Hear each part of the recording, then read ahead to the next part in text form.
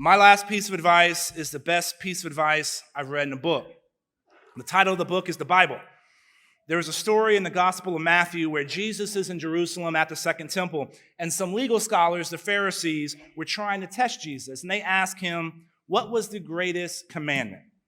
Jesus said, thou shalt love thy Lord thy God with all thy heart, with all thy soul, and all thy mind.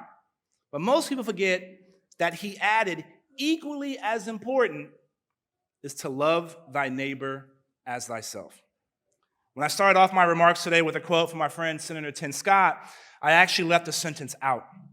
The full quote is as follows. This is a uniquely fractured time in our nation's history, not our worst, but far from our best. And here's the part I left out.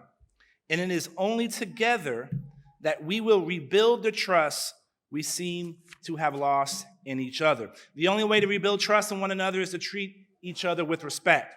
Because the reality is, we can't change the world by ourselves. There's an old Swahili proverb that says, if you want to go fast, go alone. If you want to go far, go together. If you are going to accept the mission to change the world, then you must love thy neighbor as thyself. For those of you who don't think a handful of people can change the world, then let me lay some math on you. Former UT System Chancellor, who was also the former head of Special Operations Command, Admiral William McRaven, made this math famous in a commencement address.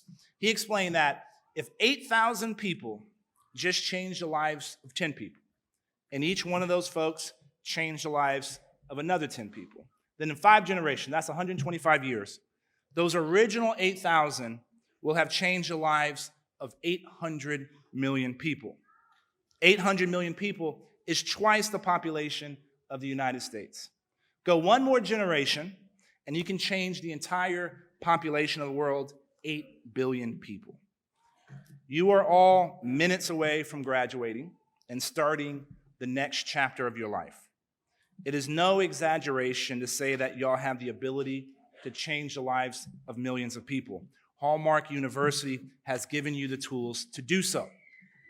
So while you're taking advantage of the education that you have received, the education that we are commemorating here today, I hope you follow in the footsteps of my father and have a PMA.